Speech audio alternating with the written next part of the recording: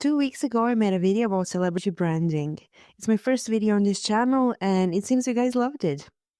I really couldn't be more grateful for the support and kind comments you left me. Some of you also asked for a video on personal branding and some tips to how to become more visible.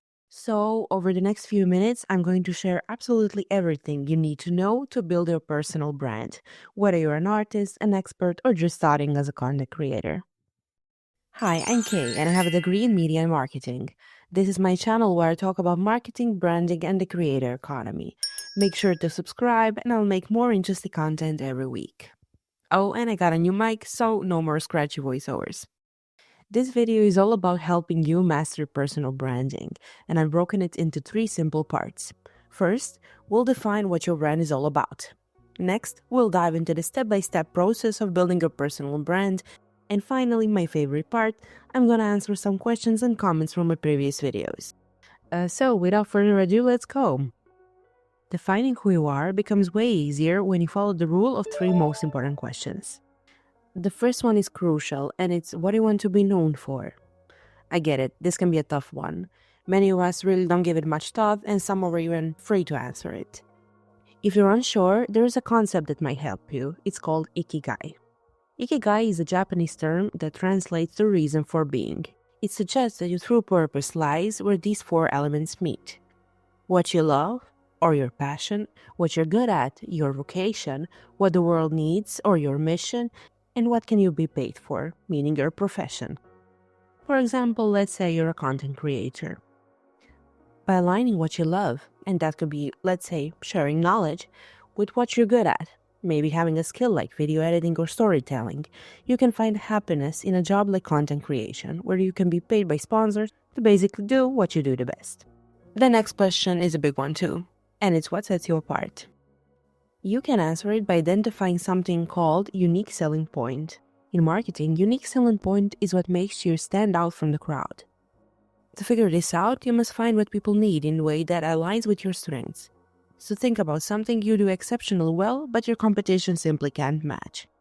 The last question you need to think about before going down the road of personal branding is, what are you afraid of? Let's be real, fear of failure and judgment often hold us back. You might worry that your best effort won't be good enough, or that others will think you're cringe. Maybe you have a chronic fear of being seen online, or maybe you're afraid of your family not supporting your creative career choice. And that is completely normal.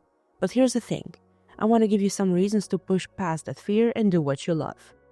These are thoughts that change how I personally view my own journey, and I hope they help you too.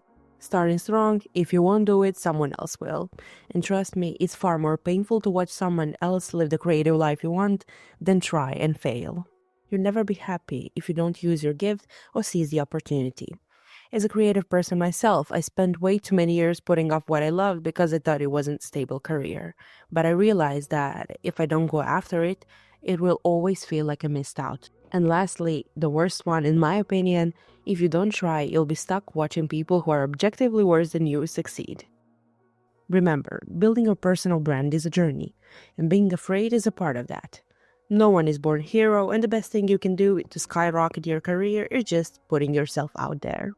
The next big step is to choose the type of brand you want to create for yourself. The first thing you need to consider is whether your brand will be based on your personality or your expertise. Personality brands are often built around who you are as a person. This could be your values, lifestyle, or unique qualities that make you relatable. For example, people like Kardashian family build massive followings because of their personal brand. It's all about them and their experiences, and that resonates with the audience. Expertise brands, on the other hand, are based on the knowledge, skills, and authority you have in a particular area. This could be anything from marketing to law, fitness, or tech. One tip to remember is that even though you can combine elements of both personality and expertise branding, try not to blend them too much. And that is because when you establish yourself as an expert in one area, you risk losing authority in another. Take Kim Kardashian, for instance. She's a well-established influencer and media personality, and she's been incredibly successful in that space for decades. However, despite all her fame and wealth, she still struggles to brand herself as a lawyer, even though she lobbies for criminal justice reform and literally gets people out of prison. Now compare that to Bridget Mendler. You might remember her as a Disney Channel star and pop singer from the 2000s. She went on to earn a degree from Harvard and MIT, and she's now running a space satellite startup. Like, you couldn't make that up. What's interesting about her branding is that she completely shifted her public image. She gave up on one type of image, a childhood pop star, to focus on a completely different career.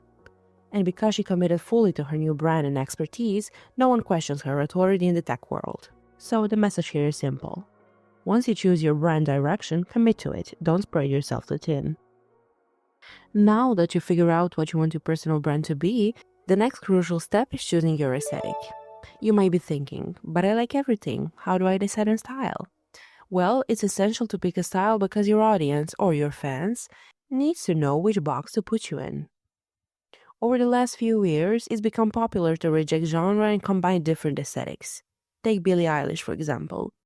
I don't want to fit into a box. I don't want to be a genre. I say all the time, like, if it's a good song, it's a good song. It doesn't matter. I'm everything. I try to be everything. But this approach works only when you're already a well-established persona. Until you reach that point, it's better to stick to one aesthetic. But how do I do that, you might ask? Do I need to be hot? Do I need a weird haircut? When have I done a good enough job with my look? When it comes to branding your appearance, there is only one golden rule you need to follow. You must look easy to draw. Marilyn Monroe, Nicki Minaj, Ice Spice, Anna Wintour, Johnny Depp, Lenny Kravitz, Moist Critical. If any of these celebrities walked around looking like a Kim Kardashian from 2021 Met Gala, we would still know who they are. Except for Charlie, maybe. On the other hand, there are some famous people who had, unfortunately, struggled with establishing a consistent visual identity. I'm sorry, Camilla, and Madison Beer too. And don't let me start on Jojo Siva. So what they're missing is a bold, consistent aesthetic, something unmistakably theirs that people instantly recognize. If we apply that to you and your brand, here are some elements you can start focusing on to build more impactful visual identity. Your hairstyle, signature pieces, and jewelry are the most important elements when it comes to defining your unique look. They can easily set you apart, and they can also be your tools to make a statement. For a more masculine aesthetic, or if you worry about your brand coming across as too feminine, try to have a one or two statement pieces. They're not so flashy. For example, Lewis Hamilton in his style is something you can look up to. He seamlessly mixed high fashion with streetwear, adding just one or two statement pieces, usually a long coat or a jacket. Whatever you do, make it uniquely yours and be consistent. Once you establish a unique cohesive look, you'll have a solid foundation to apply the next step. Your online brand should definitely follow the same visual rules, meaning you need something called a brand guide. This guide will ensure consistency across everything you post and will become a crucial part of how people perceive you online. So when it comes to color palette, choose a set of colors that reflect your style and the mood you want to evoke. Even if you don't have a professional logo, consider using a simple design or an icon that represents your brand. A good example of cohesive online look would be your YouTube thumbnail matching the profile picture and cover photo. If you don't have a design background, don't worry. There are plenty of free tools available to help you create your brand kit. The next step is to highlight your expertise.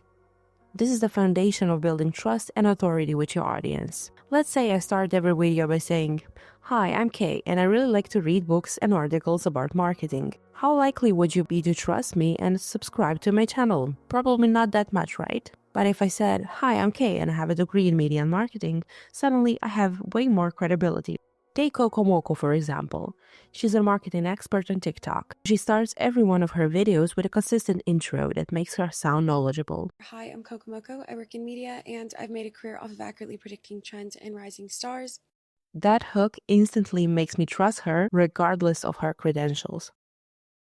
Here are a few tricks to highlight your expertise.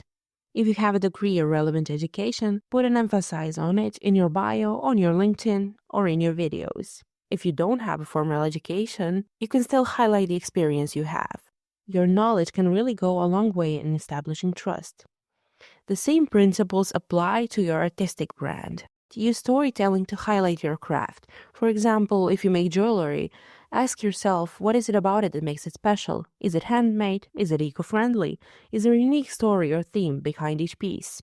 And now, when you're almost at the very end of your personal branding journey, Make sure to remember one last thing, and that is to follow the 3 golden rules of personal branding. Always know who you are and stay true to your values and mission. Why? Because authenticity is a foundation of building trust with your audience. Now stay with me because here comes my favorite part of the video, your comments. Question number 1, a very interesting one, is how to do personal branding without showing your face. Please address this in video as well. Thanks. Well, as I'm doing it here, at least for now, my answer would definitely be to focus more on delivering valuable content for your audience and focus less on personality.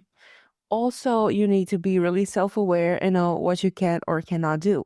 Going faceless has its limits too, so it's good to remember that you don't have to go faceless on every channel you want to brand yourself on. For instance, you can have a faceless YouTube but brand yourself normally on LinkedIn. Question number 2 is how do you build a brand without copying from others in the same industry or with the same kind of aesthetic? To say in advance, there's nothing wrong with having the same aesthetics as someone else. You can be inspired by someone, just make sure you bring some value and make it transformative. You can definitely get inspired by pop culture, music icons, or celebrities, and that's totally okay as long as you add something unique on top of that. Question number 3 is how to decide on a certain aesthetics or image and know that is right for you. Balancing authenticity and what you present to the public could be a hard thing to do, yeah? Especially when you're a small creator. A good practical way to brainstorm your aesthetic would be making a mood board for yourself. So include colors you love, pictures that embody the vibe you want to get, other artists or people that inspire you. Then find outfits that would match that vibe, hairstyles, hobbies, anything. Ask yourself, how do you want to be perceived and who do you want your audience to be? Question number 4 is how do you brand yourself on a small scale, not as a business owner slash influencer, but just little things you can do to establish a brand in daily life. Well, cool trick for that is trying to think of yourself as a TV show character. So, well, if you were Joy, what would you wear? What would you talk like? What's your job like? When it comes to appearance, try it with signature clothing pieces. For instance, I like to do it with my blazers and statement jewelry. You can even go that far to make yourself a capsule wardrobe and stick to it. When it comes to your personality, find yourself a signature hobby. Let's say you love reading, you love sports. Don't be afraid to talk about it to other people. Question number 5 is about statement fashion and how it's included in personal branding with case study examples. Well, statement fashion is basically a fashion with a message. There are people who do it when they have some message to send. Like the most famous example would be Lady Gaga with the me dress, or people who do it as a part of their personality. But the one thing that actually makes a difference between just being fashionable and statement fashion is a good storytelling. So one example of a good story behind fashion would be Anna Wintour, who dresses in an eccentric way on purpose because it's timeless. In that way, she makes sure her style remains iconic and not tied to any particular moment or trend.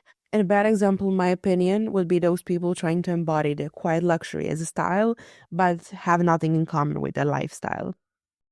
And question number 6 is about branding yourself on a budget and branding yourself as a small YouTuber on a budget.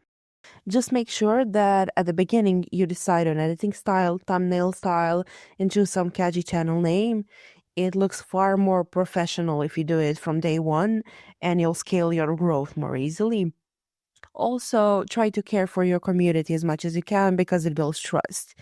And remember, branding is not just about how you look, but about values you represent as well. Anyways, guys, it's about it. Please make sure to engage and subscribe so YouTube can recommend this video to more people. Thanks for supporting my work, guys, and see you next time.